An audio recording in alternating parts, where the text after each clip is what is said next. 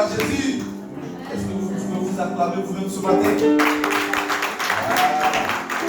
Maintenant, est-ce qu'on peut acclamer le roi des rois?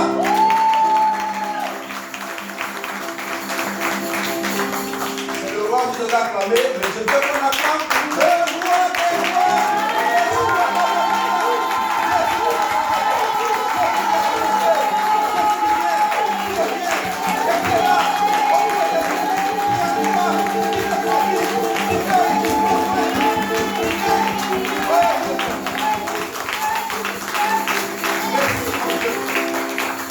Merci, voilà. Je vous dis tantôt, lorsque vous ovationnez, c'est comme quand il y a beaucoup de moustiques dans la maison et quand vous les trouvez au milieu des moustiques, que ça vient de partout, non? Qu'est-ce que vous faites là? Vous les écrasez. Donc vous giflez l'ennemi, vous détruisez les démons par votre intervention. Amen. Voilà, je voudrais qu'on termine par la parole. C'est pourquoi, si l'Église me le permet, on va écouter quelques témoignages quand même qui vont être brefs. Parce que généralement, quand on finit tout ça et qu'on termine par la parole, tout le monde est concentré. Et après la parole, souvent, bon, s'il y a autre chose après, bon, on n'est pas trop concentré. Amen. Donc, Maïté et Marie-Pierre vont venir là et nous rendre ce témoignage. Tu ne veux pas venir? Pour une fois, tu la lâches venir seul. D'accord. Allez, le micro est là. Donc, bien aimé, on va écouter le témoignage. Avant d'écouter ce témoignage, ça fait partie de ce que je vais dire encore ce matin. Dieu a permis à ses enfants, il y avait 3 ambassadeurs ou bien 4. Donc, 5. Voilà. Donc, combien de femmes? 4 femmes et un homme. Voilà, qui ont représenté. Je laisse les bien-aimés rentrer, s'asseoir tranquillement avant de continuer. Voilà, donc Dieu a permis que ces ambassadeurs et ambassadrices aillent représenter le royaume de Dieu à Madagascar. Amen. Donc ils sont revenus sains et saufs. Gloire à Dieu. Et ce matin, on va écouter brièvement. 3 minutes. D'accord. Est-ce que... Oui ou pas? Non. D'accord. Oui. Après elle? Ah non, c'était juste... Parce qu'on ne te voyait plus parce qu'il y a des grandes personnes là. Ah, d'accord. Ok, je pensais parce que tu voulais rendre témoignage aussi. C'est pourquoi je demande. Est-ce que... Non, c'est pas préparé. D'accord, ok. Ok, il faudrait que... Voilà. D'accord. Voilà, donc on va écouter Maïké. Tu as la parole. D'abord, je voudrais dire que là où j'étais à la place, j'ai reçu 2 choses. La première, c'est que notre Dieu qui est infiniment grand s'occupe des toutes petites choses. Et lorsqu'il dit que l'on donne un verre d'eau au plus petit d'entre nous, c'est à lui qu'on le donne. Amen. Et la deuxième chose que j'ai reçue, c'est que je voyais 2 mains.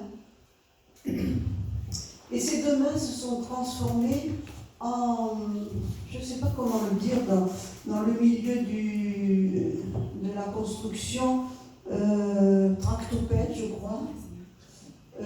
Et ça faisait, voilà, les mains soulevées, et c'était les mains de Dieu, et il disait, venez à moi, vous tous qui êtes fatigués et chargés, et je vous donnerai du repos. Alors ça, c'était les 2 premières choses que je voulais dire. Après, pour ce qui est de Madagascar, c'est un peu ce qu'on a vécu aussi. En dehors du voyage qui est très long et très fatigant, aller comme au retour, parce qu'il y a de longues attentes aussi dans les gares et aéroports, et donc ça on a supporté. Et moi je tiens d'abord à vous remercier de toutes vos prières, parce que franchement, sans la prière, sans le soutien des autres, on n'aurait pas pu revenir dans le bon état où nous sommes.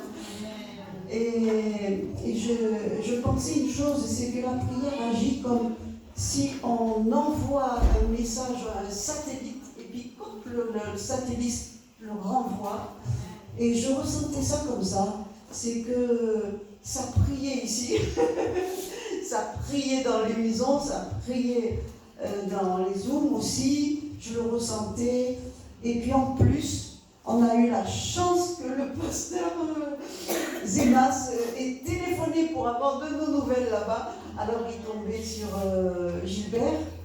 Et parce que moi, mon téléphone ne permettait pas, puis celui de Marie-Pierre non plus, mais celui de Gilbert est plus aptes à recevoir de loin. Donc, alors ça nous réconfortait qu'on n'était pas trop abandonnés quand même. Et puis, on se réjouissait à l'idée de vous retrouver. Parce qu'il y avait des moments où c'était très difficile. Franchement, culturellement, c'était dur de s'adapter. Moi, j'y arrivais beaucoup mieux que Marie-Pierre parce que je suis née au Maroc, donc il y a beaucoup de choses semblables. Et ce qu'il y avait de très bien, c'est que dès qu'on est arrivé dans ce pays très très chaud de Madagascar, c'était l'air chaud, c'était chaud. Et ça fait du bien, ça secoue, ça secoue. Et c'est bon. Et en même temps, l'air n'est pas pollué. Elle ne s'est pas polluée comme ici avec les voitures, les avions, tout ça. On respire un autre air. Alors nous étions en bord de l'océan Indien, du côté de l'Afrique. Parce que contrairement à notre sœur de Malgache, elle est de l'autre côté, elle regarde les Comores, elle regarde l'île de la Réunion, l'île Maurice, tout ça. Et nous regardions l'Afrique, sans les voir, hein. Mais on savait que c'était comme ça, et c'était au bord du canal du Mozambique. Voilà, tout ça, ça rappelle tout ce qu'on a pu apprendre, tout ce que la géographie nous apprend, et voilà. Mais ce qui était bien, c'est surtout que le cœur des Malgaches, je peux vous dire qu'il est comme le cœur des Africains. Dès que vous parlez de Jésus, ils sont ouverts, Et puis, ils nous remerciaient de venir pour nous occuper de leurs enfants petits. Et le cœur reconnaissant. Au lieu de nous critiquer, de dire ces blancs-là, qu'est-ce qu'ils viennent faire, au contraire, merci. On n'avait que ça partout où on allait. Alors ça réconforte parce que il y a le complexe aussi de se dire, voilà, nous, on a l'air de venir avec nos gros bras. C'est pas ça. C'était un cœur aussi. On venait donner notre cœur, on venait de notre temps, de nos prières. On a beaucoup prié. On a été beaucoup secoués par les nouvelles de ce qui se passait en Israël, tout en sachant que du coup, merci Seigneur, le Seigneur allait faire lever des groupes de prière partout. Et même là-bas, on priait beaucoup. Amen. Partout. Dans le monde entier, le monde a été... Voilà. Amen. Voilà Dieu. Merci Seigneur. Merci Seigneur pour cette grâce. Et voilà. Bonjour à tous. Je ne vais pas être aussi longue, je vous rassure. Moi, je parlais de Madagascar et tout. Moi, je suis une ex-musulmane. Le Seigneur a voulu un jour me sortir de la tombe et m'a amené à la vie. Alléluia. Donc, ça fait 30 ans à peu près que je connais le Seigneur. Il y a eu des hauts et des bas, comme chacun. Et je remercie le Seigneur parce qu'il ne nous laisse pas par terre. Et j'étais ailleurs, bien sûr, j'ai cherché. Et je suis venue un jour ici, en me disant, s'il n'y a pas le Saint-Esprit là, je ne reste pas. Et le pasteur Denas, même avant que je le dise, il le savait déjà, le Saint-Esprit lui avait révélé. Et donc je suis venue quelques fois, et j'ai dit, Seigneur, maintenant, comme chacun parle au Seigneur, je parle avec le Saint-Esprit, j'ai dit, où est ma place? Avant, je travaillais pour toi, maintenant, depuis que je suis dans le sud, je ne fais plus rien en fait. Je vais à l'église, je rentre chez moi, je ne grandis plus en fait. Et le Seigneur a voulu qu'on me vienne ici autant moi, en tout cas je parle pour moi, je ne parle pas pour les autres, je suis venue, comme je vous ai dit quelques fois ici, et vraiment j'ai vraiment un cœur pour cette église. J'ai un cœur pour les personnes ici, j'ai un cœur pour le pasteur. Et franchement, le Saint-Esprit m'a révélé grandement que là était ma place.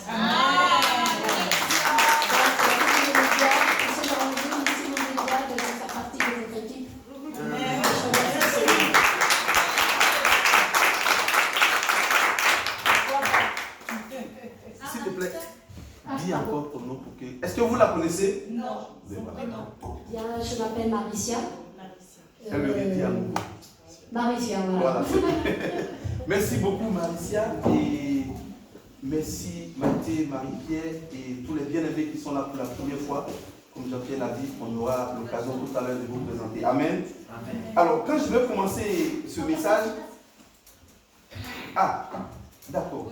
Dans la lignée, voilà. Ok, dans la lignée. Bon. Bonjour tout le monde. Voilà, donc c'est un peu comme mon amie Maricia. Donc moi je connais le Seigneur depuis une quinzaine d'années. Et ces derniers temps, je m'éteignais complètement à travers de certaines difficultés et problèmes. Et Saint-Esprit a permis, à travers de frères et sœurs, de connaître cette église. Alors je ne vais pas faire de la pub pour l'église, c'est pas mon but, mais vraiment quand je suis arrivée là, j'ai vu des cœurs aimants, des sourires, la chaleur, le Saint-Esprit, le parler en langue qui s'éteignait et qui est revenu en moi. Amen. Dès la louange. Amen. Ça coulait, c'est ce que j'ai dit au pasteur Zénas. C'est comme si c'était éteint et ça venait. Et donc, moi, j'ai interrogé le Seigneur et le Saint-Esprit m'a vraiment montré que ma place était aussi d'être ici, Amen. Le plus souvent possible. Amen. J'habite en Duze, mais c'est pas le bout du monde non plus. Voilà. Et voilà, je voulais vous remercier parce que je vous aime tous. Vraiment, vous êtes tous.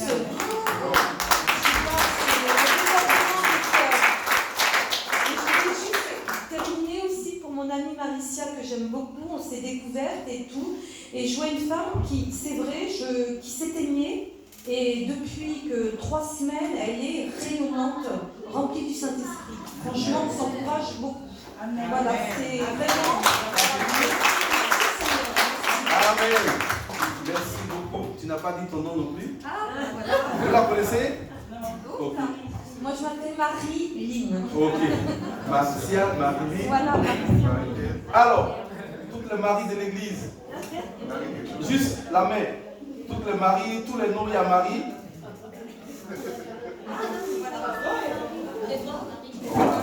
Dieu nous bénit. Amen. Voilà, bien aimés. Soyez tous bénis et merci pour ces beaux témoignages. Et les frères et sœurs qui sont là pour la première fois, vous serez présentés tout à l'heure. Et aussi nos bien-aimés qui ont décidé désormais de faire partie de cette communauté, vous êtes les bienvenus. Nous rendons gloire à Dieu. Chacun trouvera sa place pour apporter sa pierre à l'édifice. Amen. Voilà. Je disais que, est-ce qu'on devait continuer la louange ou il faut que je parle de ce que j'ai noté parce que tout ce qu'on a écouté ce matin, ça fait partie de ce que j'ai noté. Amen. Donc que ce soit la louange, que ce soit... Mon frère, tout à l'heure, quand il était là, gloire à Dieu. Le premier chant ce matin, c'était quoi déjà? Des cris de joie. Des cris de joie. Et tout à l'heure aussi, la lune. Qui se souvient du passage que Jean-Pierre a lu? Non, l'idée générale, c'était quoi déjà? Ensuite, il a dit quelque chose d'autre aussi. Oui, il a dit quelque chose aussi. La fierté d'être enfant de Dieu. C'est sûr, ça, il est beaucoup resté. Amen. Alors, bien aimés, bientôt nous allons commencer nos programmes d'évangélisation, je dirais collectif, parce que je sais que vous évangélisez déjà partout, mais on va le faire en groupe. Donc, ça va être fait par, comment on appelle, les responsables de l'église. Voilà, on sera 2, 3, 4, 5 000 si Dieu le veut, et on partira selon l'inspiration que le Seigneur va nous donner. Pour moi, ça fait partie des privilèges que nous avons en tant qu'enfants de Dieu. Donc déjà, vous pouvez imaginer le thème que je suis en train de vous enseigner. Nos servantes, elles ont eu le privilège d'aller à Madagascar, elles sont revenues. Donc Dieu nous fait partie ce matin, il va nous enseigner ce que nous avons en tant qu'enfants, en tant que chrétiens. Qu'est-ce que nous avons en retour? Le privilège. Amen. Le privilège d'être chrétien. Le privilège d'être enfant de Dieu. Et on va ensemble voir. Mais comme je disais, nous aurons l'occasion d'évangéliser. Et bien aimé, je vais vous parler de quelques pistes qui concernent et qui vont nous donner des réponses aux questions éventuelles qui seront posées. Surtout quand on sera en face des musulmans. Parce que ce n'est pas le thème, mais c'est tout à l'heure, je l'ai reçu et je l'ai noté rapidement. Quand on sera en face des musulmans, je voudrais qu'on retienne quelque chose de fondamental. Vous savez que nos patriarches sont représentés dans le Coran. Avec d'autres noms, avec d'autres identités, mais qui n'ont pas le même sens que nous. Alors, qui est Jésus dans le Coran? Alors, Issa, quand vous lisez, ça veut dire quoi? Jésus, fils de Marie. C'est tout. Jésus, fils de Marie. Et donc, quand il dit c'est la même chose, vous direz non, ce n'est pas la même chose. Ce n'est pas Jésus, fils de Marie. Et c'est en ce moment que vous allez commencer à leur parler de qui est Jésus véritablement. Fils de Dieu. Fils de Dieu, ils ne sont pas d'accord pour ça, oui. Mais quand vous allez retourner dans Ésaïe pour leur dire, il s'appelle Emmanuel. Emmanuel, ça veut dire quoi? Est-ce que c'est la même chose qu'Issa? Est-ce que le Sauveur, c'est la même chose qu'Issa? Est-ce que le Messie, c'est la même chose qu'Issa? Voici les différents noms de Jésus que ils n'ont pas. Ils se limitent à Issa. Donc quand vous serez en face d'un musulman, voici autant de choses que vous allez dire. Oui, vous l'appelez Issa, mais Issa, ça veut dire quoi? Non, fille de Marie. Fille de Marie fait quoi? Toi, tu es aussi fille de ta maman? Ça s'arrête là? Je suis fille de ma maman? C'est fini. Mais quand tu dis qu'il est Emmanuel, donc Dieu est avec nous, ah bon? Quand tu dis qu'il est le Sauveur, ah bon? Quand tu dis qu'il est le Messie, ah bon? Le Fils, le Dieu fait toi, ah bon? La parole fait chair, ah bon? Et là, s'il est vraiment touché par l'Esprit, il va t'écouter. Et il va commencer à découvrir cette dimension qu'il ignorait de Dieu. Amen? Amen. Voilà, donc pourquoi avons-nous accepté le Seigneur? Bien aimé, qu'avons-nous à gagner en devenant chrétien? Donc voici quelques réponses que nous allons voir tout à l'heure. Comme je l'ai dit, quand nous allons évangéliser, quelques questions et des réponses à donner aux bien-aimés. C'est bien à savoir avant d'aller sur le terrain. Donc voici quelques réponses à cette question. Si je vous demandais ce matin, parce que moi j'aime le retour hein, quand j'enseigne, pourquoi vous êtes devenu chrétien? Qui a envie de dire juste un mot? Pourquoi tu es chrétien? Non, parce que Dieu m'a choisi. Dieu t'a choisi. Donc toi tu as choisi, enfin Dieu t'a choisi, mais ce n'est pas toi. Ok. Ouais. Qui d'autre? Juste un mot. Pourquoi tu es devenu chrétien? Oui, ma fille là-bas. Pour ton salut. D'accord. Qui d'autre? Oui, Marie-Pierre. Dieu m'a aimé le premier. Il t'a aimé le premier. Donc tu l'as suivi. Tu as suivi celui qui t'a aimé. Amen. Amen. Voilà, bien aimé, tout ce que vous venez de dire, ça va vraiment dans le cœur du Seigneur. On va lire déjà par 2 Corinthiens, chapitre 6, le verset 18. Voici les promesses et voici les privilèges. On va parler que de ça ce matin, puisque nous commençons. Oui. 2 Corinthiens, chapitre 6, verset 18. Oui, qu'est-ce qu'il dit? Je serai pour vous un père. Je serai pour vous un père, oui. Et vous serez pour moi des fils et des filles, dit le Seigneur Tout-Puissant. Je serai pour vous. Là, c'est conjugué au futur. Je serai pour vous un père et vous serez des fils et des filles pour moi. Voici la promesse que Dieu fait. Mais avant d'arriver là, il faut quelque chose. Avant que Dieu ne devienne ton père, il faut passer par un chemin. Et il n'y a pas deux, il y a un seul chemin. Et ce chemin, c'est qui? Jésus va nous dire, donc je suis le chemin, la vérité et la vie. Tout à l'heure, j'ai entendu quelqu'un parler aussi de la lumière, on va en parler, j'ai noté ça. Je suis le chemin. Il n'y a pas deux bien-aimés, il y a un seul chemin. Il y a un seul chemin. Dans le monde, très souvent on dit, tous les chemins mènent à Rome. J'ai dit oui. Tous les chemins mènent à Rome. Et si on compte ce qui s'est passé à Rome depuis Pierre jusqu'à maintenant, il y a combien de papes? Donc c'est normal. S'il y a eu plusieurs papes, des milliers de papes, c'est normal qu'il y ait plusieurs chemins pour aller là-bas. Parce que si le pape prend sa retraite, il reste à Rome, bon, on ne sait pas. Alors que Christ est l'unique chemin pour aller au Père. Et il y a un seul Dieu. Il n'y a pas plusieurs. C'est pourquoi il est un seul, le seul chemin pour connaître notre Père. Et il a dit tout à l'heure, vous serez mes fils et je serai votre Père. Donc bien aimé, il faut passer par le Fils pour devenir des vrais fils. Et je crois que mon frère a tellement expliqué ça ici que je ne vais pas revenir là-dessus. Nous sommes devenus fils et filles, bien aimés, parce que nous avons accepté Jésus-Christ. Amen. Dieu nous disait au début, vous serez. Mais ce matin, tu peux dire à ton frère, à ta soeur, tu es maintenant fils, tu es maintenant fille de Dieu, parce que tu as accepté Jésus-Christ, qui t'a transformé et qui t'a donné cette grâce. Et aujourd'hui, tu peux crier, je suis enfant de Dieu. Tu peux le dire avec fierté, je suis enfant de Dieu, je ne suis pas n'importe qui. Amen. Moi, je suis enfant de Dieu et tu peux profiter de tous ces privilèges que Dieu a prévus pour ses enfants. Amen. Amen. Amen. Dieu a prévu beaucoup de choses pour ses enfants. Comme autant nous sommes ici, pour les papas, vous avez aussi prévu des choses pour vos enfants. J'entretenais un frère cette semaine qui me parlait de l'héritage qu'il va laisser à ses enfants. Donc tout parent se soucie aujourd'hui de ce qu'il va laisser à son enfant après lui. Alors imaginez Dieu qui nous a créés. Dieu à qui tout appartient. Donc bien aimé, tu as ta place. Il a tout prévu pour toi. Ne t'inquiète pas. Amen. Et regarde le temps, regarde les choses venir. Ne t'inquiète pas. Tout va rentrer dans l'ordre. Parce que ce matin, nous allons parler de nos privilèges. Alors, 1 Thessaloniciens chapitre 5, le verset 5. Ça a été dit ce matin, non? Oui. C'est pourquoi j'ai dit, chapitre 5, attends, quand les gens cherchent Dieu dans autre chose, Dieu il passe par des petites choses pour nous dire, je suis là. On ne se communique pas. Tout à l'heure, mon frère a cité ce verset. 1 Thessaloniciens 5, vas-y. 1 Thessaloniciens chapitre 5, verset 5. Oui. Vous êtes tous des enfants de la lumière, Oui. des enfants du jour. Nous ne sommes point de la nuit ni des ténèbres. Amen. Nous sommes tous les enfants des lumières, les enfants du jour. Nous ne sommes point de la nuit ni des ténèbres. Donc voilà, bien aimé, c'est que Dieu fait de nous. Pourquoi? Parce que Jésus aussi est la lumière.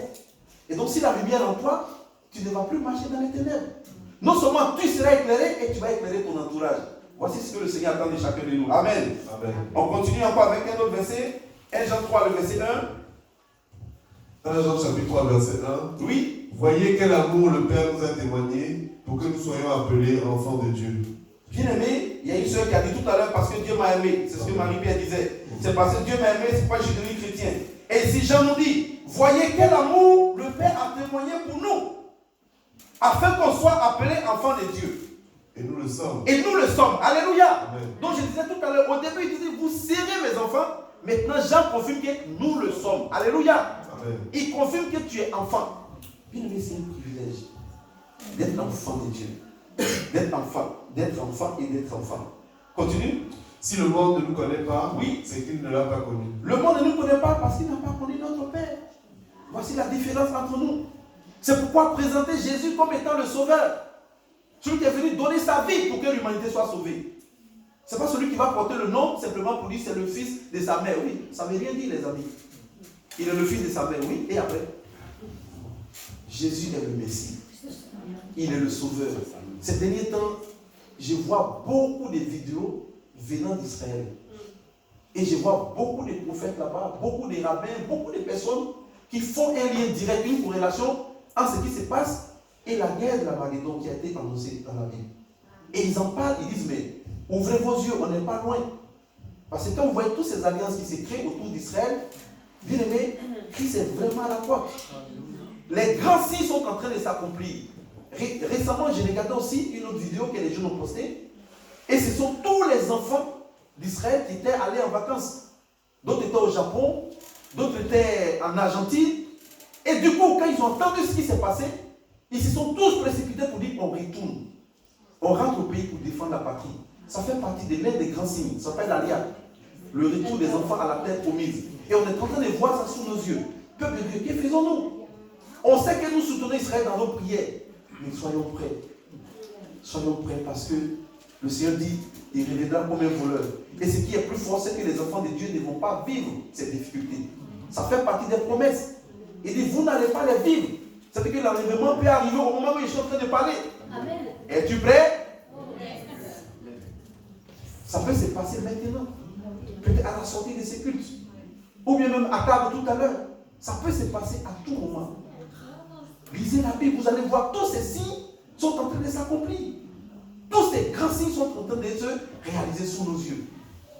Est-ce que vous pensez à ça de temps en temps? Tous les jours. Est-ce que vraiment l'Église pense à l'enlèvement maintenant? Je vous en prie. Le Seigneur dit, je reviendrai comme un voleur. Donc au moment où tu penses que tu n'es pas prêt là, il peut revenir. Donc, bien aimé, je prie qu'on soit tous prêts. Alléluia. Amen. Je prie qu'on soit tous prêts. Parce que moi, je n'ai pas envie de pleurer après. Je ne dirai pas, mais Seigneur, tu as vu? Mais j'ai parlé. Non, mais qu'est-ce qu'il fait là-bas, mon frère? Qu'est-ce qu'il fait là-bas? Je veux qu'on soit tous ensemble. Amen. Et le dimanche passé, je vous avais enseigné. La volonté du Père qu'on soit tous sauvés. La volonté de Dieu qu'on parvienne tous à la connaissance du Fils. Donc Dieu ne veut pas qu'une seule âme périsse. Alors qu'est-ce que nous attend? Parce que Dieu, lui, dans sa volonté, il a déjà tout prévu. Il veut que tu sois sauvé. Alléluia. Amen. Ne t'inquiète pas. Ton salut n'est pas loin. Alors, bien aimé, l'un des grands privilèges que nous allons voir maintenant, c'est que quand on devient enfant, on est conduit aussi par l'Esprit de Dieu. Et cet esprit, qu'est-ce qu'il fait? Quand vous lisez Jean 14, qu'est-ce que la Bible nous dit? Le Saint-Esprit, quand il viendra, il va vous enseigner toutes choses. Dans toutes choses, là, il n'y a pas d'exception. L'Esprit de Dieu qui est en toi, il est là aujourd'hui pour t'enseigner. Donc parfois, arrête de jouer les connaisseurs. Il faut apprendre à l'écouter. Le piège souvent, c'est ça. C'est qu'on pense qu'on connaît les choses. On pense qu'on sait déjà. Et quand tu le fais, quand tu es dans cette posture, l'esprit te regarde. C'est pourquoi le chrétien doit apprendre à écouter Dieu. Je le dis très souvent, on prend plus de temps à parler qu'à écouter. On prend plus de temps à expliquer les choses qu'à écouter. Prenons le temps maintenant pour écouter Dieu. Parce que la Bible dit, l'esprit que Dieu a mis en toi, il est là pour t'enseigner. Donc celui qui enseigne, il écoute l'enseignant. L'esprit que Dieu a mis en toi, c'est pour t'enseigner. Mais il dit quoi? Toutes choses. Donc dans toutes les décisions que tu vas prendre, dans toutes les situations, tu l'écoutes. Et tu dis, Seigneur, dans cette situation, qu'est-ce que tu m'enseignes? Même si tu es malade, dans cette maladie, quel enseignement je retire? Qu'est-ce que je retiens de cette situation? Qu'est-ce que tu m'enseignes? Voici la prière. Mais très souvent, vous comme moi, Seigneur, pourquoi ça m'arrive? Seigneur, pourquoi moi? Bien aimé, les pourquoi n'ont pas de réponse. Non, mais Seigneur, pourquoi? Mais pourquoi ces choses se passent? Et il n'y a pas de réponse. Et on dit, j'ai prié, Dieu n'a pas entendu. Non, non, non. Tu as posé une question. Ce n'est pas une prière, ça. Père, j'ai traversé cette situation. Mais quel enseignement je retire? C'est là l'Esprit va dire, mon fils, à partir de maintenant, voici ce qu'il t'enseigne. Simplement, tu as été malade. Et il te guérit. Et demain, quand quelqu'un est malade, tu pourras avoir la foi pour dire, écoute, j'ai eu cette même maladie. Et Christ m'a guéri. Et comme Christ est le même, bien aimé, viens, on va prier. Il va aussi te guérir. C'est un enseignement que tu retiens. J'ai déposé mon CV partout. Ils ont tout rejeté. Je suis allé devant la société de ma genou et j'ai prié. Et après, on m'a appelé. Au moins, je ne m'attendais même pas. Bien aimé, tu pourras rendre témoignage à celui qui pleure, à celui qui cherche de l'emploi pour dire, écoute, persévère, va prier, va prendre l'autorité. Je vais vous rendre un secret. Je suis devenu français maintenant. Par une soeur avec qui je priais. Mais c'est moi qui l'ai consacrée. Elle est maintenant prophétesse. J'ai fait sa consultation. Elle a reçu une révélation pour moi. Je n'ai jamais dit ça. Quand je suis arrivé en France, on devait me retourner en Hongrie. Elle me dit, Zénas, j'ai dit oui. Elle dit, Dieu a dit là où foule la plante de ton pied, tu le donnes, non, j'ai dit oui. Elle dit, parle à la terre. Parle au territoire français. Et si tu veux, va là-bas et puis prends même la terre et parle dessus. Elle dit, c'est ce que Dieu m'a donné comme révélation. Bien aimé, je l'ai fait. Et toutes les portes ont été ouvertes jusqu'à ce que je devienne français, sans vraiment grande chose de ma part. Amen. Amen. Donc parfois, Dieu nous révèle les choses. Il faut qu'on apprenne à écouter le Saint-Esprit. Peuple de Dieu, apprenez à écouter. Mais Dieu parle. Mais au moment où Dieu parle, si tu parles, tu ne vas pas entendre. Et je profite en même temps pour vous dire que souvent, il y a des prophéties au milieu de nous. Mais une fois que quelqu'un commence à parler, que les autres se taisent. Ce matin, on a étouffé un peu le Saint-Esprit. Je l'ai reçu là. La Bible dit, l'esprit du prophète est soumis au prophète. Donc tu peux te taire. Tu peux te maîtriser, attendre que l'autre finisse. Parce que notre Dieu est un Dieu d'ordre. C'est ce que Paul nous enseigne. Ce n'est pas un Dieu de désordre pour qu'on parle tous, parfois en disant la même chose. On écoute 1, 2, 3, 4, et voilà, ainsi de suite. Amen. Paul a dit 3. Mais c'était à son époque. Ce n'est pas une règle. Mais il faut qu'on s'écoute. Amen. Et s'écouter pendant les prophéties, c'est aussi écouter Dieu. C'est aussi écouter le Saint-Esprit. J'insiste là-dessus parce que Dieu veut nous parler. Le Seigneur me met à cœur qu'il veut parler à ses enfants. Et comme il veut parler à chacun de nous, mais soyons dans l'écoute. Pour entendre, pour discerner. Et comprendre ce que Dieu a dit à l'Église. Ce qu'il a dit à ses enfants. On va aller sur le terrain pour évangéliser. Il ne faut pas te lever comme ça un matin pour dire, Seigneur, j'ai envie d'aller évangéliser. Non, ce n'est pas ton champ.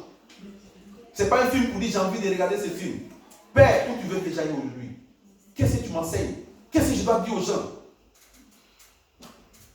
Une fois, j'étais avec un ami, pasteur, qui m'a dit, oh Zénas, moi je suis de la philosophie du diacre Philippe. J'ai dit, ah bon? Qu'est-ce qui se passe? Il dit, ah non, mais moi je cherche des gens dans la rue pour baptiser. Du matin au soir, je vais et quand je baptise 4-5, je suis content de retourner dans la maison. Il dit, c'est tout? Il dit, oui. Mais comme Dieu est Dieu, le lendemain, il m'appelle, il arrive, il est triste. Il dit, qu'est-ce qui se passe? Il dit, non, là, j'ai eu une équation que je n'arrive pas à résoudre. Il dit, c'est quoi? Il dit, hier, j'étais dans les rues, j'ai rencontré quelqu'un, au moins, je voulais le baptiser. Il a dit, je suis au bout. Comment je fais? J'ai dit, mais est-ce que tu avais demandé tout ce que tu baptisais avant là? Si tu avais demandé les statuts, il dit non. J'ai dit, mais Dieu est en train de te dire, il faut changer, il faut l'écouter. Amen. C'est des questions qui n'ont pas de réponse. Alors, bien aimé, le Saint-Esprit en nous pour nous enseigner la parole de Dieu. Jean 14, le verset 26, il dit le consolateur est l'Esprit de Dieu que le Père enverra en mon nom, vous enseignera toutes choses et il vous rappellera toutes choses. Bien aimé, c'est pourquoi je l'ai dit tout à l'heure, nous n'allons pas périr parce que ces derniers temps, les temps sont mauvais. Et les nouvelles sont mauvaises. Ça fait peur. Mais Dieu dit, au travers de ces versets, si tu as compris ce que le Seigneur dit ici, qu'il y a une révélation pour toi, sois attentif, tu ne vas pas périr, peu importe les circonstances. Vous savez, quand le peuple d'Israël était en Égypte, ils étaient sur un territoire qu'on appelle Goshen. Et à un moment donné, la Bible dit qu'il y eut des ténèbres sur toute l'Égypte. Au point où même en plein jour, les gens tâtonnaient, ils ne se voyaient plus. Mais qu'est-ce qui se passe de l'autre côté, où se trouvent les enfants de Dieu? Qu'est-ce qui se passait là-bas, dans les montagnes où étaient les enfants de Dieu? Bien aimé, la Bible dit qu'ils étaient dans la lumière et tout était éclairé. Ils pouvaient nourrir les bêtes, ils pouvaient profiter de la lumière de Dieu. Alors que les autres étaient dans les ténèbres. C'est ça le privilège. Quand Dieu pose ses regards sur un peuple, quand Dieu aime un peuple, quand Dieu dit tu es mon enfant, bien aimé, voici le privilège que tu as. C'est pourquoi l'ennemi te combat. Parce que l'ennemi veut mettre le doute en toi, pour que tu doutes de ton identité, pour que tu ne saches pas vraiment qui tu es. Pour que tu te dises, ah oui, mais moi je suis venu accompagner les gens. Non! Tu es un élu. Amen. Tu es choisi. Amen. Tu es mis à part par le Seigneur. Amen. Alors profite. Tu as un privilège aux yeux de Dieu. À Goshen, ils étaient dans la lumière. Tandis que tout le pays, les autres aussi sont des créatures de Dieu. Mais ils n'ont pas cette même, ils n'ont pas vraiment cette identité que tu as. Ils ne sont pas devenus enfants de Dieu. Parce qu'il faut accepter Christ pour devenir enfant de Dieu. Je le dis souvent. Je le dis souvent. Je compare. Quand on n'est pas encore enfant de Dieu, bien aimé, on reste au stade des créatures. Et il n'y a pas de différence entre le poulet, la biche, les animaux qui sont en brousse et toi. Il n'y a pas de différence. Mais tu n'es pas enfant de Dieu. Quand tu restes au stade des créatures, tu es un âme. C'est pourquoi les gens aussi qui croient en Bouddha, mais ces religions, voyez bien. Voyez comment elles marchent. Ils croient en Bouddha, oui. Ils sont restés au stade des créatures. Ils n'ont pas compris qu'on doit devenir enfant de Dieu après. On est créé à l'image de Dieu, mais après on devient enfant de Dieu. Quand on accepte Christ, ce verset il a été tellement donné au tableau que je pense que vous devez le connaître même par cœur. Jacques 1,12. Ceux qui l'ont reçu, il avait le pouvoir de devenir enfant de Dieu. On a beaucoup parlé de ça ici. Mon la Bible ne dit pas ceux qui l'ont reçu, il leur a donné le pouvoir de devenir un bois. Ils vont se réincarner à bois, en pigeon, en animal. Non, c'est parce que la Bible dit. Retrouvez l'image quand on va retourner auprès du Père. Alléluia. Voici ce pourquoi Christ est venu. Donc, son esprit nous donne la vie. C'est pourquoi je dis, nous n'allons pas périr. Parce que même si le monde périt maintenant, les enfants de Dieu ont leur place déjà prévue. Amen. Amen. Les enfants de Dieu ont leur place déjà prévue. Jésus l'a dit, je m'avais préparé une place pour chacun de vous et je reviendrai vous chercher. Donc, si en ce moment pas de l'enlèvement, bien aimé, c'est parce que ta chambre est déjà prête. Alléluia. Amen. Le lit est là-bas. Alléluia. Amen. Certainement, j'imagine, tu vas dormir sur un sommier en or. Alléluia. Amen. Peut-être les piliers seront en diamant. Alléluia. Tout l'or du monde sera là-bas. Alléluia. Et tu vas dormir là tranquille. Plus de maladies. Plus d'infirmité. La Bible dit qu'en un clin d'œil, vous serez transformés et nous allons porter le corps céleste. Vous savez déjà, Jésus nous a montré ce que c'est que le corps céleste. La Bible dit que toute la porte était fermée, hermétiquement fermée. Quand les disciples étaient là et que Thomas disait, tant que je n'ai pas vu ses mains, tant que je n'ai pas... Et il sort au travers du mur. Il dit, Thomas, viens toucher. Bien aimé, on va porter ses corps. Alléluia. C'est ce corps qui nous attend. Et quand on va le porter, toi qui as un petit bobo quelque part, tu diras, c'est fini.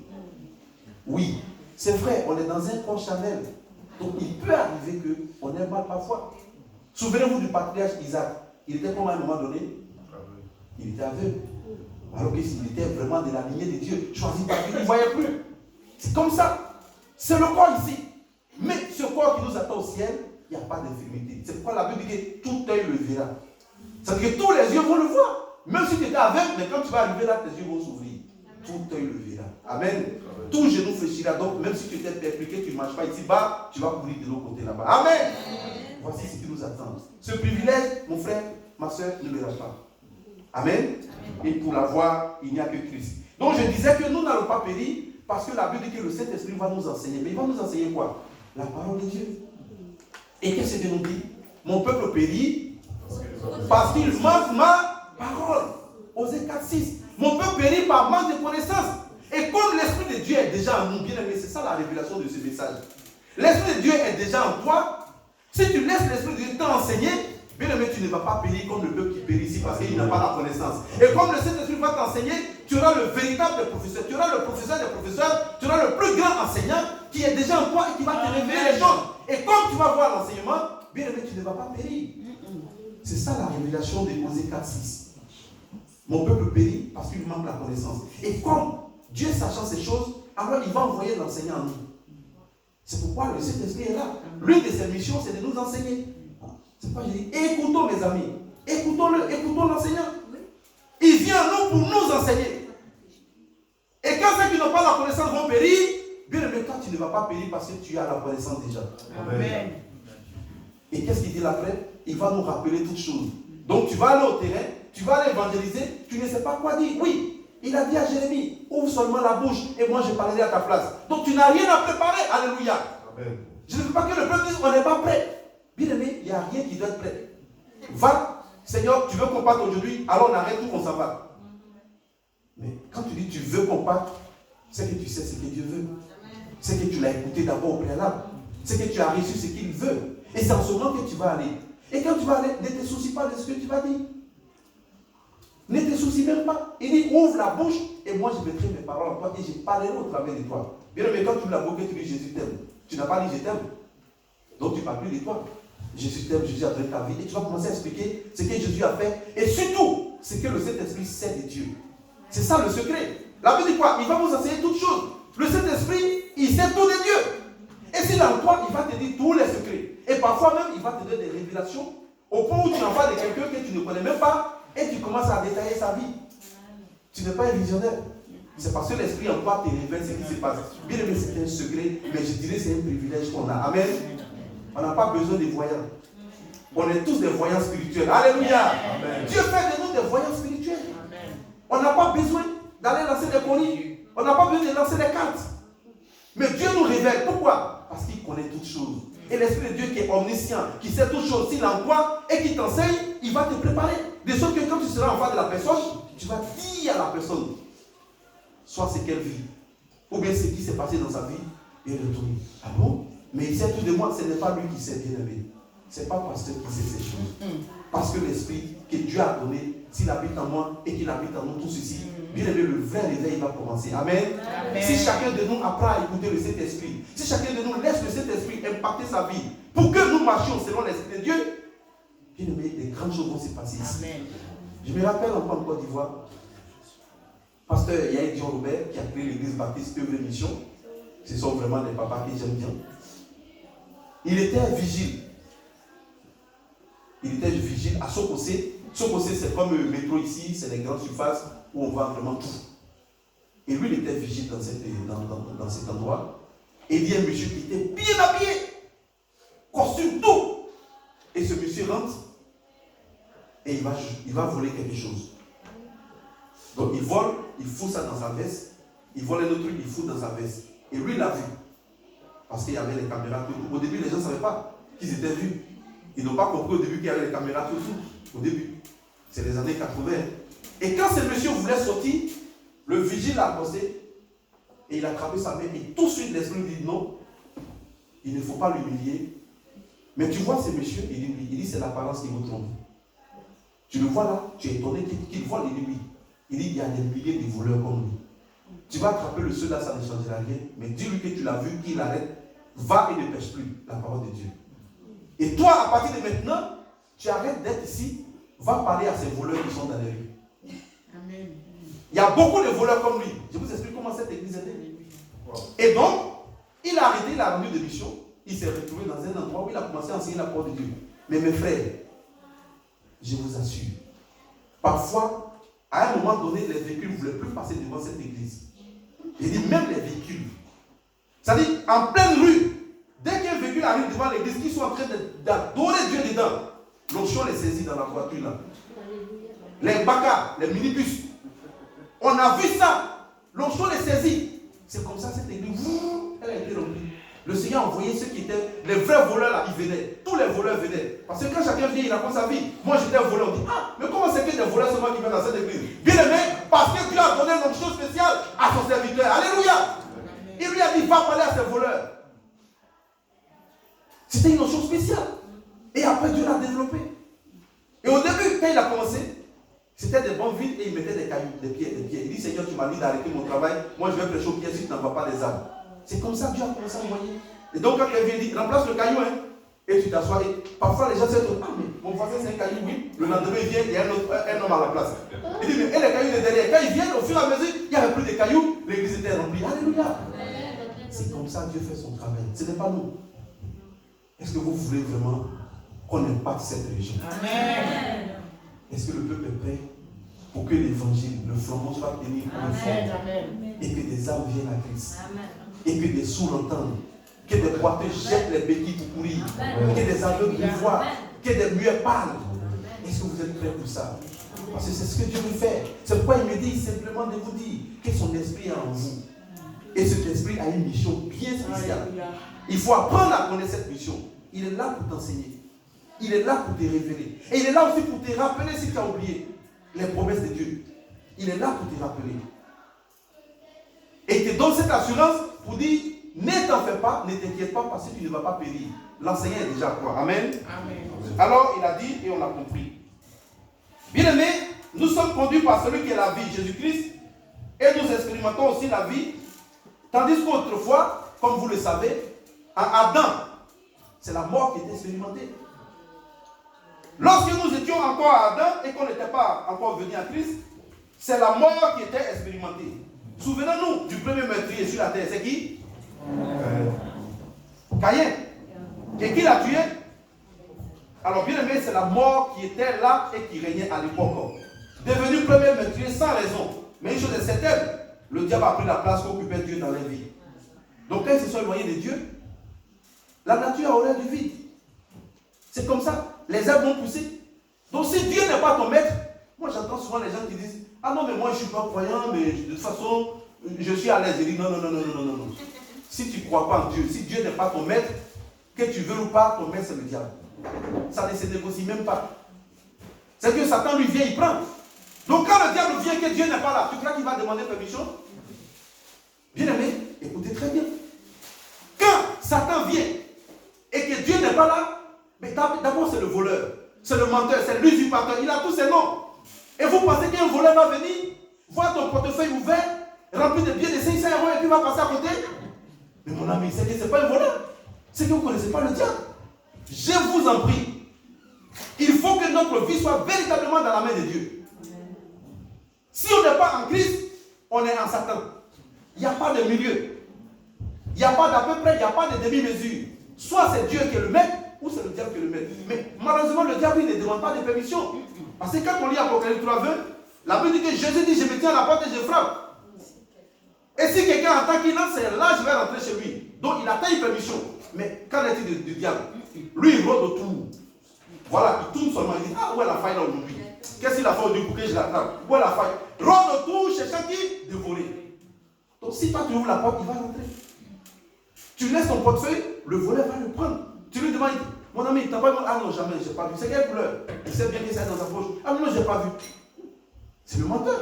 C'est le voleur. La Bible l'appelle le voleur. Jean 10, le verset 10. Le voleur, c'est qui? C'est encore le même diable. Donc, bien aimé, il faut que notre vie soit en Christ.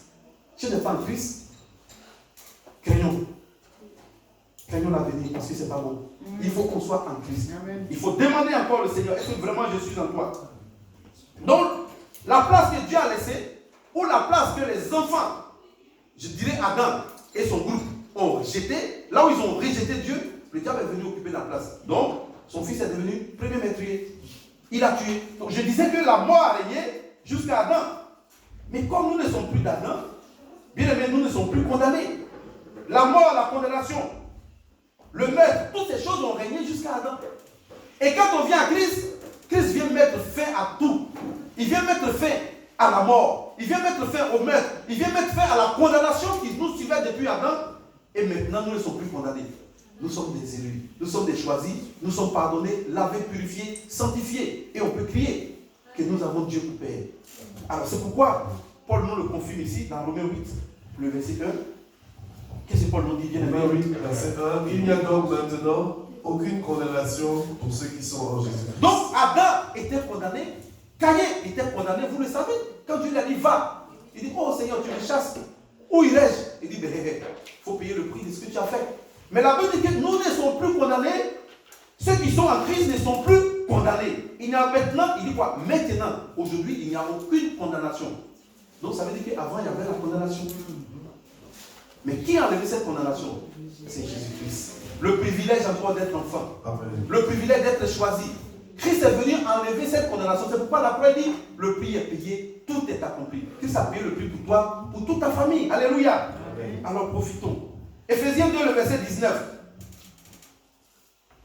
C'est la suite logique. Éphésiens chapitre 2, verset 19. Oui. Ainsi donc, vous n'êtes plus des étrangers ni des gens du dehors. Oui. Mais vous êtes concitoyens des saints, gens de la maison de Dieu. Amen. Amen. Amen. Vous n'êtes plus des étrangers. Vous avez changé d'identité. C'est ce que je disais tout à l'heure. Bien aimé, il y a un étranger qui arrive dans ton pays là. Parfois, on le jette en prison. Et moi, j'ai fait la prison en Hongrie parce que j'étais étranger. Je n'ai pas volé, je n'ai rien touché. On regarde, parce qu'on regarde, ah oui, ton visa est privé. Allez, va en prison. Parce que j'étais étranger. Et c'est dans mon propre pays, on peut me mettre en prison. Est-ce qu'on peut me mettre en prison dans mon pays? Non. Est-ce que je suis considéré comme étranger dans mon propre pays? Non. Mais la Bible dit, vous n'êtes plus. Ça veut dire qu'on était étrangers. Ceux qui n'ont pas compris la révélation de la parole de Dieu, disent bien ça. Vous n'êtes plus étrangers. Ça veut dire qu'avant on était étrangers. Tant qu'on n'a pas accepté Jésus-Christ, bien aimé, on est étranger du royaume. On est loin du royaume. On est loin du salut. On est loin de tous ces privilèges. On est très loin. C'est ce que la Bible nous confirme ici. Tant qu'on n'a pas accepté Jésus, tant que Christ n'est pas le Seigneur, le Sauveur de notre vie, on est loin de toute cette grâce. Mais il dit maintenant, vous n'êtes plus. C'est la suite logique. Vous n'êtes plus étrangers, ni des gens de dehors. En fait, tu peux même être dans le pays et puis dormir dans les rues. Dormir à la belle étoile. Mais ici, vous n'êtes plus de dehors. Bien aimé, ça veut dire qu'on est maintenant dedans. Amen. Amen. Quelle grâce. On est dedans. On est dans la maison. On sait ce qui se passe maintenant. On est du dedans. Vous êtes dans la maison. Alléluia. Amen. Mais vous êtes concitoyens de ces gens de la maison de Dieu. Christ a préparé la place. Ton nom est écrit quelque part là-bas sur ton lit. Amen. La place de... Chacun n'a qu'à dire son nom. Voici le lit de... Chacun n'a qu'à dire son nom. Voici le lit de... Ah, voici le lit de... Et quand tu vas arriver, ta place t'est réservée. Amen. C'est encore la grâce. Un autre point que nous allons voir. 1 Jean chapitre 5, le verset 20.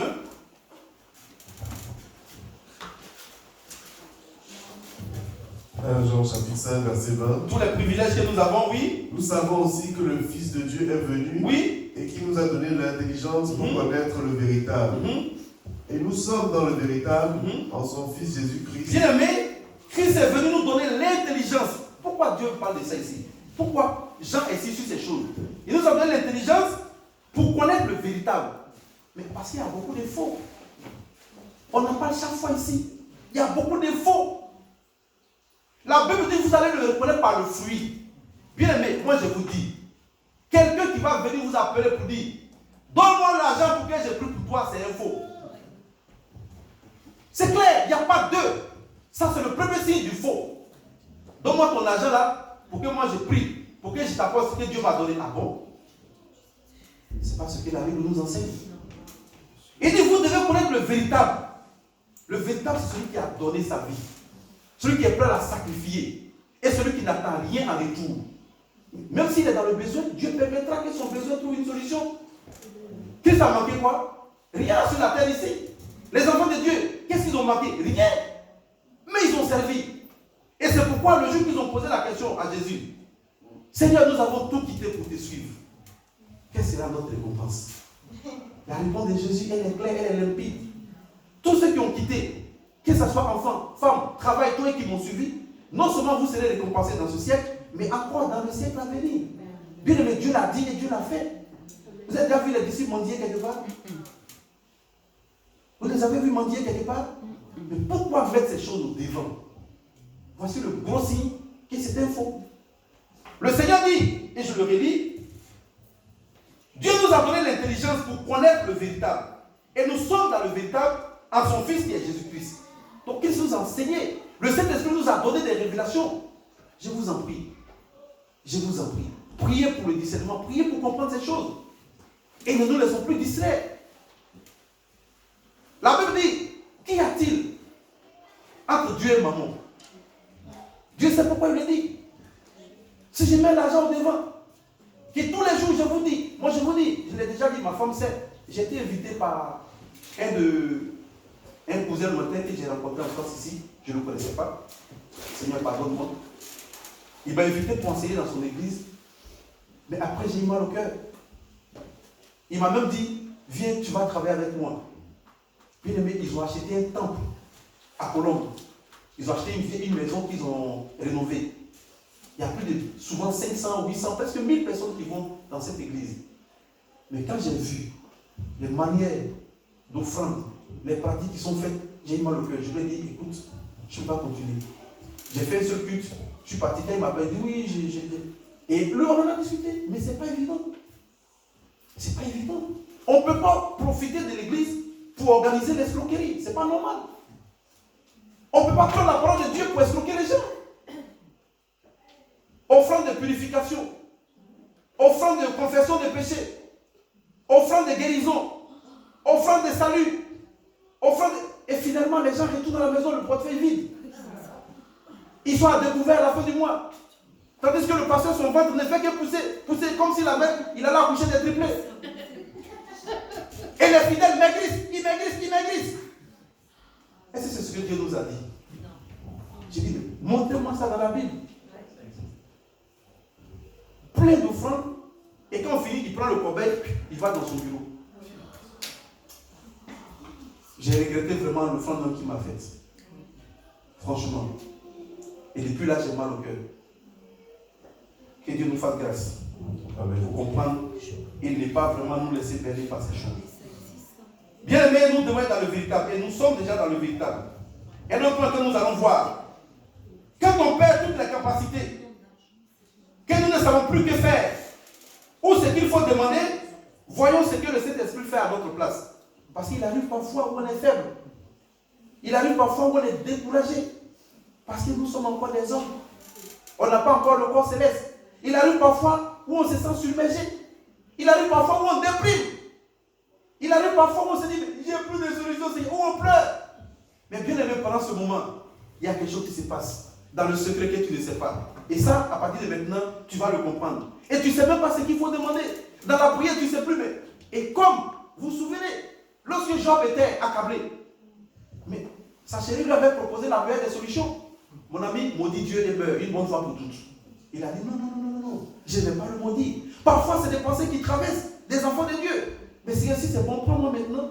Je suis fatigué. Je ne peux plus continuer ça. Bien aimé, pendant ce temps, il y a un combat qui s'est fait dans le secret. Qu'est-ce que l'Esprit de Dieu fait? On va le lire. Romains 8, le verset 26. Romains chapitre 8, verset 26. Oui. De même aussi, l'Esprit nous aide dans notre faiblesse. Bien aimé, donc pendant ces moments de faiblesse, le rôle du Saint-Esprit, c'est de t'aider. Il vient à ton aide, c'est pourquoi il faut l'écouter. Il vient à ton aide. Le Saint-Esprit nous aide dans quoi? Nos faiblesses. Les faiblesses, ça résume tout. Hein. Je suis malade. Mais Seigneur, je suis à découvert. Je ne sais plus comment je vais payer ma facture. Mais Seigneur, le mois, qu'est-ce qui va se passer? J'ai plus de carburant. Bien aimé, pendant ce temps, la Bible dit que le Saint-Esprit est là. Pendant ces moments de faiblesse. Et qu'est-ce qu'il fait? Continue la lecture, mon frère. Car nous ne savons pas ce qu'il nous convient de demander. Donc pendant les moments de faiblesse, dans nos prières, on ne sait plus ce qu'il faut demander. On oublie. Et qu'est-ce qui se passe? Mais l'Esprit lui-même intercède par des soupirs. Bien aimé, ton esprit, l'esprit que Dieu t'a donné, le Saint-Esprit qu'il a mis là pour te guider, la Bible dit qu'il intercède pour toi. Amen. Parce qu'il connaît tes pensées. Il connaît tes besoins. C'est pourquoi Dieu dit, faites-moi connaître vos besoins. Mais lui, il les connaît déjà mieux que toi. Faites-moi connaître vos besoins par les prières. Et quand tu ne sais plus, l'Esprit de Dieu qui est en toi, lui, il intercède pour dire, Dieu, voici ce qui est bon pour lui. Parce que je suis toujours avec lui. Voici ce qui est bon pour elle. C'est pourquoi souvent il y a des choses qu'on demande et qu'on n'a pas. Et on dit non, Dieu ne m'a pas entendu. Si Dieu t'a entendu, parce que ce n'est pas utile. Ce n'est pas utile. Il faut apprendre à connaître ce qui est utile pour nous. Et ce qui est utile, le Saint-Esprit va nous le révéler. Amen. Imaginez souvent un enfant de 5 ans qui dit, papa, achète-moi une voiture. Mais c'est beau d'avoir une voiture. Mais 5 ans, il va faire quoi avec une voiture? Ce n'est pas utile pour lui. Et toi, le père, tu vas dire, je vais t'acheter une voiture quand tu auras 20 ans. Et si l'enfant n'a pas le discernement, mon papa a refusé de me donner la voiture que je lui ai demandé. Non. Papa dit, attends 20 ans. Donc bien aimé, il y a des choses qu'on demande maintenant, que Dieu sait que si tu te donnes, ça ne va pas t'aider. Tu vas peut-être même être orgueilleux. Et tu vas perdre la face. Dieu, sachant ces choses, dit, attends, prépare-toi. Il faut que tu sois enseigné d'abord. Laisse mon esprit t'enseigner. Laisse mon esprit te préparer pour qu'après je te le donne. Mais le chrétien qui n'a pas le discernement, il est découragé. Oh Seigneur, j'ai tellement prié que tu ne m'as pas répondu. Non, il t'a répondu. Attends aussi, c'est une réponse. Amen. Amen. Mais souvent, on refuse d'attendre de Dieu. On veut maintenant, là. Seigneur, j'ai demandé matin jusqu'à midi, mais pourquoi je n'ai pas eu? Alléluia. Donc, bien aimé, l'Esprit intercède en notre faveur. Alors, ça a été dit tout à l'heure, je vais vers la conclusion. Avec notre Dieu et ses privilèges que nous avons, nous nageons et nous avançons dans la victoire de Jésus-Christ. Amen. Amen. J'ai dit maintenant dans la victoire de Jésus-Christ. Amen. Amen. Nous nageons et nous avançons dans la victoire de Jésus. Amen. Apocalypse chapitre 3, le verset 21. Qu'est-ce qui se passe là? Apocalypse chapitre 3, verset 21. Oui. Celui qui vaincra. Celui qui vaincra. Je le ferai asseoir avec moi sur mon trône. Je le ferai asseoir avec moi sur mon trône. Comme moi j'ai vaincu et je me suis assis avec mon Père sur son trône. Alléluia. Bien, voilà la promesse. Alléluia. Amen. Celui qui vaincra. Mais on a déjà vaincu. Ça veut dire que le trône nous est assuré, bien aimé. Amen. Le trône, il est là aujourd'hui, il est assuré. Alléluia. Amen. Il dit, c'est lui qui vaincra. Est-ce que ces paroles-là, c'est toi qui fais? Est-ce que ces combats-là, c'est toi qui fais? Celui qui fait le combat, il est déjà en toi. Amen. Donc quand il dit celui qui vaincra, tu dis, bien aimé, je suis déjà dans la victoire. Amen. Parce que Christ va faire le combat à ma place. Et comme Christ va faire le combat à ma place, moi j'ai déjà vaincu. J'ai l'assurance que le trône m'est réservé. Alléluia. Amen. Et Dieu dit quoi? Je le ferai asseoir sur mon trône. Alléluia. Qui est déjà rentré au palais présidentiel de la France? Qui est déjà rentré à l'Élysée? Oui, c'est en Afrique qu'on parle de palais, ici c'est l'Élysée. Mais c'est son nom, hein, Sophie, palais présidentiel. Hein. Qui est déjà rentré là-bas? Bon, voilà. Et qui aurait voulu rentrer là-bas? Non, juste pour aller voir. Oui, voilà, bon, c'est bien aimé. Mais on a tous envie d'aller voir quand même. Même si on n'est pas président. Mais la porte nous est fermée. Même si tu as envie, si tu as envie, ça dit à des milliers de kilomètres là, les militaires sont là. On dit, toi tu n'as pas le droit de venir ici. Cette place-là, elle est réservée. Mais bien aimé, la Bible dit qu'auprès de Dieu, le trône des trônes, c'est là que tu vas aller t'asseoir. Alléluia. Quel privilège. Tu vas aller t'asseoir sur le trône des trônes. Et là, tu vas contempler les choses merveilleuses, les choses agréables. Et le Seigneur te fait cette promesse ce matin. Ça fait partie des privilèges d'être enfant de Dieu. Il dit, si tu as vaincu, mais moi je dis qu'on a déjà vaincu. Amen. Amen. Et le verset qui parle de ça, Apocalypse chapitre 20, le verset 6. Apocalypse chapitre 20, verset 6. Oui. Heureux et saints ceux qui ont part à la première résurrection. Oui. La seconde mort n'a point de pouvoir sur eux, mais ils seront sacrificateurs de Dieu et de Christ, et ils régneront avec lui pendant 1000 ans. Bien aimé, c'est ce moment qu'on est en train de préparer. Ils régneront avec lui pendant 1000 ans. Et il dit quoi? Heureux les saints qui ont part à la première résurrection. Donc quand le Seigneur va venir, ceux qui vont partir, nous qui allons tous partir, si Christ vient maintenant, c'est de nous que le Seigneur parle ici. Il ne parle pas de la seconde mort, parce que la seconde mort, elle est liée quoi? Au prix du salut par ton propre sang. Donc tu vas être sauvé, mais quand tu vas refuser de porter la marque de la bête, et que les gens viendront tuer la personne, je ne dis pas ici, il n'y aura personne ici, bien aimé, et que cette personne va être sauvée par le prix de son propre sang. Est-ce que c'est ce qu'on veut? On veut partir maintenant, alors après tout. Amen. Heureux, on sera heureux. Bien aimé, ici ce verset m'a donné une révélation quand je le préparais hier. Ça veut dire quoi? En Adam, on a vu le goût amer de l'arbre de la connaissance du bien, pas seulement du bien, mais du mal qui est venu. Le mal qui est venu s'ajouter là. Il nous a donné un goût amer. C'est comme quand on te donne quelques carreaux de sucre, ou bien du miel, tu finis de la paix, ou bien tu finis de manger ton rayon de miel, et après on te donne de la nivakine. Qui a déjà coloqué la nivakine ici? La nivakine, c'est beaucoup utilisé en Afrique parce que ça soigne le palu. Ça contient de la chloroquine, c'est très amer. Donc, bien aimé, dans l'arbre de la connaissance du bien et du mal, il y avait quelque chose de bien, mais comme il y avait après le mal là, c'est venu tout détruire. C'est pourquoi j'appelle ça le goût amer. Mais Dieu nous fait une promesse ici. Dieu nous fait une promesse ici. Il dit quoi? Il dit nous aurons le goût délicieux de l'arbre de la vie. l'arbre de la vie n'a pas été mangé. Il est réservé au ciel pour les enfants de Dieu. Est-ce que vous savez ça?